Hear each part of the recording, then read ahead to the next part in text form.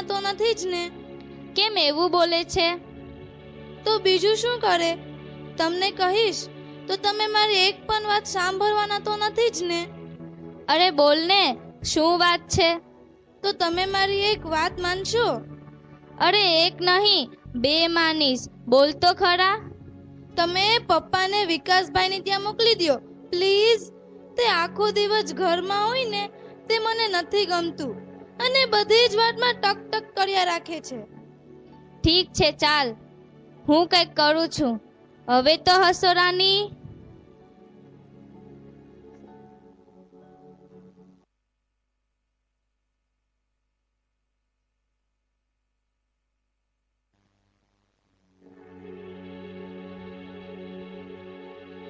શું વાત છે બાપુજી? રોહિત બેટા, બહાર જાય ત્યારે મારા માટે એક જોડી કપડાં લઈ જને. કેમ, તમારી પાસે કપડાં નથી? હમણાં તો લીધા હતા. એ તો ગઈ દિવાળીએ એક જોડી લીધા હતા. હવે તો 1 વર્ષ થવા આવ્યું. હવે તો કપડાં ફાટે જ ને ભાઈ. ગઈ દિવાળીએ તો અમે લઈ આપ્યા હતા ને, નકરા અમારે જ લઈ દેવાના. તમારા નાના દીકરાને કયો. પણ એ બિચારાની ઘરની પરિસ્થિતિ બહુ સારી નથી. એ માંડ માંડ પોતાના ઘરનું પૂરું કરે છે, એટલે એને કહેતા મારી જીભ ઉપરતી નથી. તો અમે ક્યાં મોટા મિલના માલિક હતા?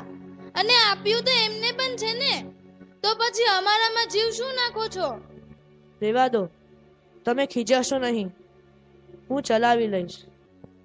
આ ડોસો આપણા એક ઉપર જ પડ્યો છે. કહેતા હોય તો તમારા ભાઈ વિકાસિયા પાસે જઈ, એનોય બાપ તો છે ને, એને કાંઈ ખર્ચો તો કરવો નથી. એટલે હું એને વાત નહીં કરતો હોય? વિકાસને જ્યારે પપ્પાની ખોરાકીની વાત કરું ને તો તરત રોદરા રોવા લાગે છે. આમ છે ને તેમ છે ને. તમે બને મરો ત્યારે સારું લાગે ને એમ કરો.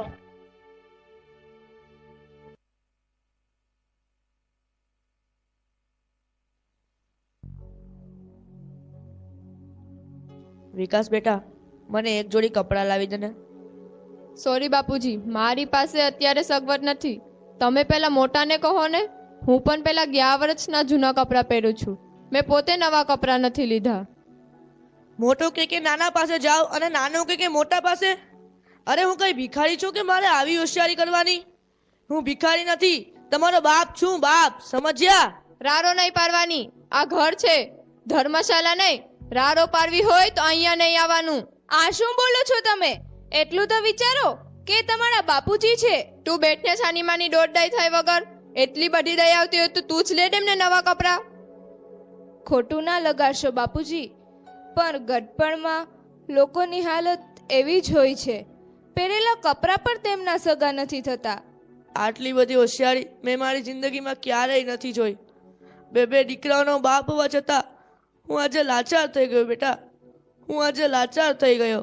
ચિંતા ન કરો બાપુજી, હું છું ને તમારી દીકરી. આજથી તમે એવું ના સમજતા કે હું તમારા દીકરાની વહુ છું. આજથી તમે એવું જ માનજો કે હું તમારી દીકરી જ છું. હું લઈ દઈશ તમને કપડાં. નહીં બેટા, રેવા દે, હું ચલાવી લઈશ.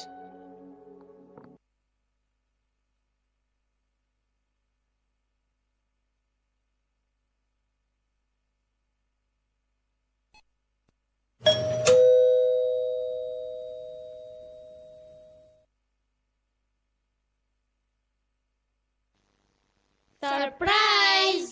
આવો આવો, આજે બધી એક સાથે જ પધાર્યા છો. શું વાત છે? આવો આવો, બેસો બેસો. કેમ છો મોહિની? મજામાં ને? હાઓ, મજામાં. મારે શું વાંધો હોય? અરે મોહિની, તને યાદ નથી? આજે તારો બર્થડે છે, એટલે અમે સાથે મળીને તને સરપ્રાઈઝ આપવા આવ્યા છે. અરે, આ વખતે હું મારું બર્થડે સાવ ભૂલી જ ગઈ. સારું થયું તમે આવીને મને યાદ કરાવ્યું. આ વખતે અમારો ઘરવાળો પણ ભૂલી ગયો. સોરી. બાકી એ તો યાદ કરાવે. એ આ બધું આ ડોસાની હોળીમાં ભૂલાઈ ગયું. Happy birthday to you, happy birthday to you, happy birthday to Mohini, happy birthday to you.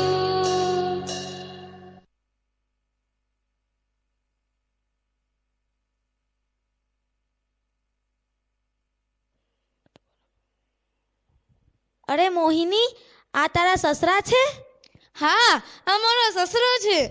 અરે તું એમને પણ તો કેક ખવડાવ. કોને? આમને?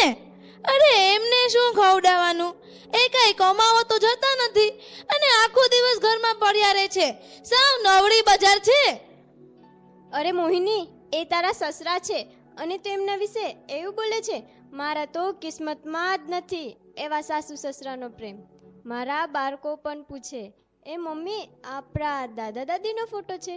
કારણ કે તેમણે એને જોયા જ નથી એટલે પૂછે. અને તારે છે તો તું એની કદર નથી કરતી કે તું એને સાચવતી નથી? હા, તો તું એક કામ કર, આમને તારી ઘરે લઈ જા અને સાચવજે. શિખામણ આપવાની રહેવા દે. અરે આ તો હું તને અમારી બહેનના નાતે સમજાવતી હતી, પછી તો તારી મરજી. હા ચાલ, હવે વધારે ડાયી થામાં અને આ નાસ્તો કર.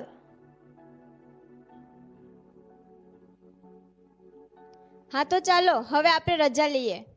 કેમ રોકાવું નથી? હજી તો મજા કરવાની બાકી છે. જમીને જજો. ના, બહુ થયું, ચાલો હવે અમે જઈએ. ના ના, જમીને જજો. ના ના, બહુ થયું. વાંચી લીધું પેપર? ચાલો હવે આ બધું ફટાફટ સાફ કરી નાખો. જલ્દી કરો, હજી તો બજારમાંથી શાકભાજી લેવા જવાની બાકી છે. લ્યો આ 50 રૂપિયાની થેલી. બજારમાં જઈ થોડું શાકભાજી લઈ આવ. તમે મને કહો છો શાકભાજી લેવા જવાનું? હા હા, તમને જ કહું છું. તમે કઈ થોડા ધીરુભાઈ અંબાણી છો? અરે એમના ડાચા સામે શું જોવો છો? હું કઈ તમને કચરા પોટા કરવા નહીં કહેતી. બજારમાંથી શાકભાજી જ લાવવાનું કહું છું. એ સાચી જ વાત છે ને પપ્પા? લઈ આવો ને તમે. આમ પણ તમે નિવૃત્ત છો, તમારે કમાવા તો જવું નથી અને ઘરમાં બેઠા બેઠા રોટલા જ બગાડો છો. આમ ઘરના થોડા કામ કરશો ને તો તમારા પગ પણ છૂટા થશે. હા હો દીકરા, વાત તમારી સાચી જ છે. આમાંય હું તમારા માટે તો નકામી ચીજ જ ગણાવ. કાંઈક તો તમારા કામમાં આવું.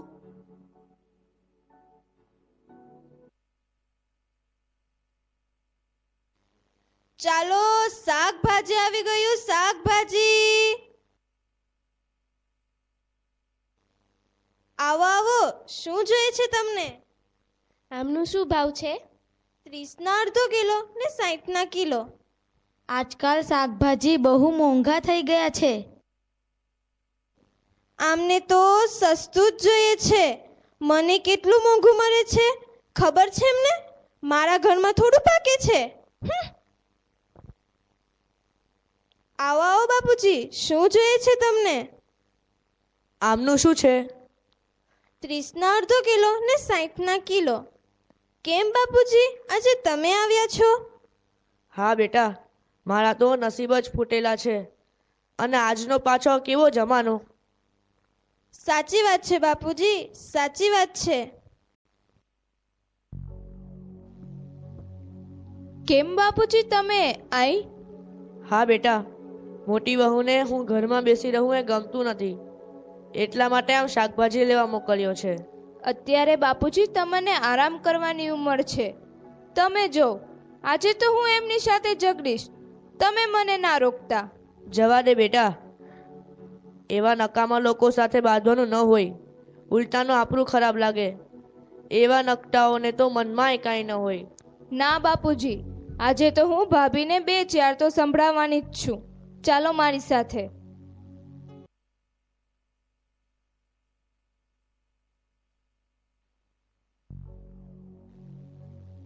ભાભી, આ તમે શું કરો છો? આ ઉંમરે બાપુજીને શાક લેવા મોકલો છો? અરે આ ઉંમર તો બાપુજીને આરામ કરવાની ઉંમર છે. આમાંય બાપુજી અહીંયા બેસીને તો માખીઓ જ મારા કરે છે ને. કઈ કામ તો કરી લેતા નથી ને. એકાદ કામ કરી લીધું એમાં થઈ શું ગયું? એમણે એમની જિંદગીમાં ઘણું કર્યું છે, જાત તોડી નાખી છે. હવે તો તેમને શાંતિથી બેસવા દ્યો. મારા ઘરમાં તારે દોડદાઈ થવાની જરૂર નથી, સમજી? અમારા ઘરમાં અમારે શું કરવું એ અમારે બંનેને નક્કી કરવાનું છે, તારે નહીં. કેમ નહીં જોવાનું? એ કાંઈ પારકા નથી. જેમ તમારા સસરા છે એમ મારા પણ સસરા છે. ઓહો, તારા સસરા છે તો જા લઈ જા ઘરે અને કરજે સેવા. જા લઈ જા. હા તો લઈ જઈશ. મારે આમ પણ તમને કાંઈ પૂછવાની જરૂર નથી. ચાલો બાપુજી. નહીં બેટા, મને મારા હાલ પર છોડી દે. હું ત્યાં રોકાઈશ કે અહીંયા રોકાઈશ, મારે તો બંને બાજુ લોહી ઉકાળા જ છે. બાપુજી, હું તમારી સેવા કરીશ. મારા સગા બાપની જેમ તમને સાચવીશ. હા બેટા, જાણું છું તું મને તારો સગો બાપ જ સમજીશ. આ બંને છોકરાઓ તો મને કચરાની જેમ કાઢી નાખે છે. મારે તમારી એક પણ વાત નથી સાંભળવી. ચાલો મારી સાથે. હાસ, હવે તો ઝંઝટ ગઈ.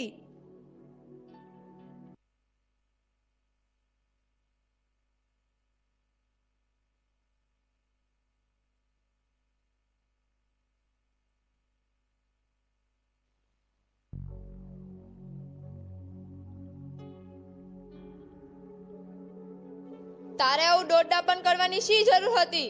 બાપુજી ત્યાં હતા એ બરાબર જ હતા. પણ તેમને લાવ્યા એમાં ખોટું શું કર્યું? એ તમારા બાપુજી છે. આ તમે બંને એના પ્રત્યે આવો અત્યાચાર કેમ કરો છો? શું નડે છે તમને? મને બાપુજી કઈ નથી નડતા, પણ બાપુજીને આપણે અહીંયા રાખશું ને તો પેલો મોટો આપણને ખાધા ખોરાકીનો એક પણ રૂપિયો નહીં આપે. આપણે જ બધી ખર્ચ કરવા પડશે. આ તમે બંને એમના દીકરાઓ છો કે શું? કાંઈ ખબર નથી પડતી. પોતાના બાપ પાછળ એક રૂપિયો પણ ખર્ચ કરવા તૈયાર નથી. બંનેને બાપ શું બોજરૂપ લાગે છે.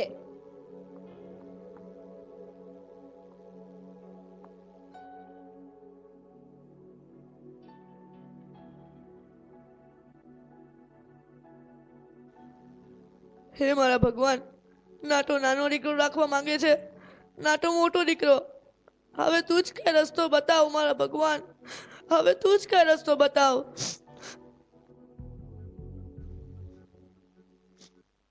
અરે નવીનભાઈ, શું થયું? તમારા બે છોકરા હોવા છતાં તમારે વૃદ્ધાશ્રમમાં આવું છે? જવા દો વિજયભાઈ, પણ બંનેમાંથી એકેય છોકરો મને રાખવા તૈયાર નથી. આજનો જમાનો જેવો છે કે છોકરાઓને મા બાપ સાથે રહેવાનું ગમતું નથી. સાચી વાત છે તમારી વિજયભાઈ, આજનો આ જમાનો બહુ બદલાઈ ગયો છે. આજનો જમાનો બદલાઈ નથી ગયો, આજનો જમાનો બહુ ખરાબ થઈ ગયો છે. ઠીક છે, હવે તો જેવી ભગવાનની મરજી. નવીનભાઈ, સમય અને સંજોગ માણસને એવી પરિસ્થિતિમાં લાવી ઊભા કરી દે છે કે ખરેખર કંઈ સમજાતું નથી. સાચી વાત છે તમારી વિજયભાઈ, સાચી વાત છે. રોમાં નવીનભાઈ, રોમાં. અંદર ચાલો.